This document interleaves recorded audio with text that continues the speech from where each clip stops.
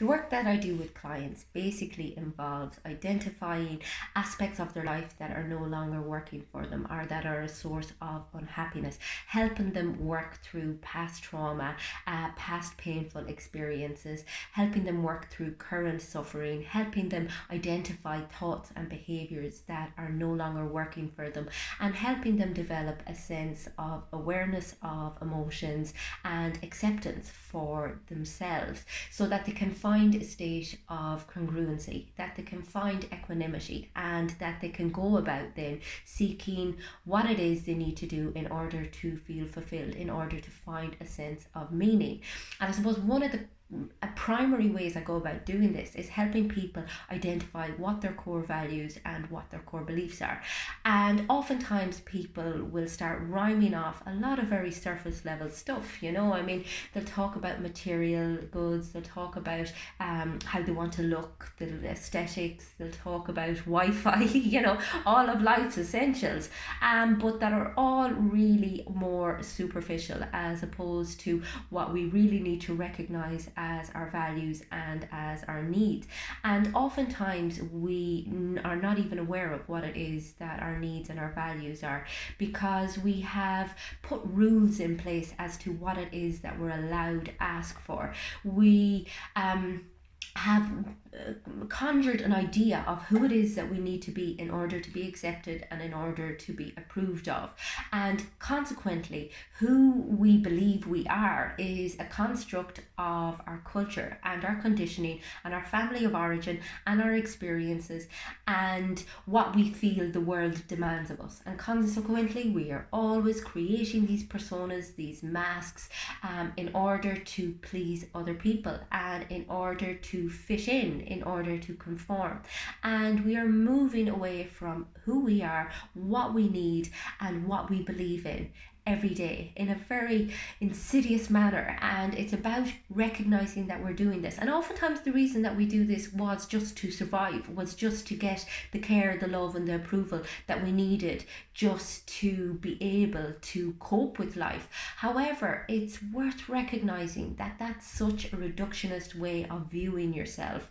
And it's basically, particularly when it comes to viewing yourself from an aesthetic perspective, it's such an objectification of who you are as a person as opposed to seeing yourself as a whole. Likewise, we don't like to be deemed needy, despite the fact that we all fucking are. We don't like to have certain aspects of our personality recognized, despite the fact that they're very much part and parcel of who we are. And we deny that part of ourselves, and like I have all these shitty bits. I can be jealous, I can be insecure, I can I can have all of these things going on, and it's recognizing that that's part and parcel of being human. And the more I try and deny these things, the more they manifest, and the less authentic I am, the less capable I am of living a life of integrity. Whereas if I just recognize these things compassionately, they become less of a big deal. And in fact, you're able to recognize and work beyond them as opposed to them owning you, And it's recognizing that we're continuously distracting ourselves, we're continuously looking to avoid dealing with our authentic self. And this is why we feel so disillusioned, because we're not living our truth. We're not in touch with what it is that we actually need, or we're denying it, or we're living by rules that were created in a very dysfunctional environment that no longer work for us. So it's about really digging deep and asking yourself, okay, who am I? What do I value in myself? What do I value in other people? And am I living by those values? Because we tend to have all these highfalutin kind of, oh right, I stand for this, that and the other. And then when we look at how we live our lives, it's completely incongruent. Like there's actually no alignment there. So it's about being very honest with yourself, being very humble about your reality and who it is that you are, and recognizing the ways in which you are not in alignment with what it is that you expect from other people and that you assume for yourself.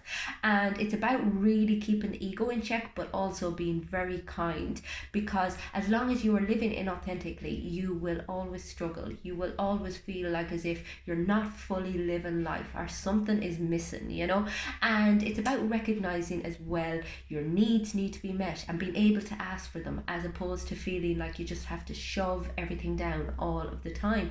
And the more, as I said, we learn to do this, the more we learn to accept ourselves for who we are, warts and all, and ask for what it is that we need and what we want to stand for, and live to that standard, and recognize our dark side and find compassion for it and work through it, the more likely we are to be open-minded, to be open-hearted, and to seek out what it is that we need to be doing with our lives, and seek out the people that it is that we need to be doing it with, as opposed to the people who we think we should be spending our time with or who we should be influenced by.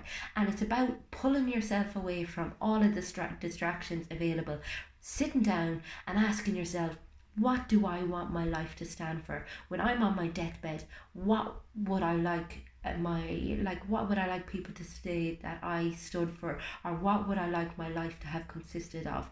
And if you're nowhere close to that, well, then maybe you should look at having I suppose a rethink about how it is that you're living. And this can be difficult, as I said, because oftentimes the way we live is driven from a place of pain. It's a coping mechanism, it's how we've learned to survive, but it's not a life sentence. You owe it to yourself to work through it. You have not come this far and survived this long to just stop here.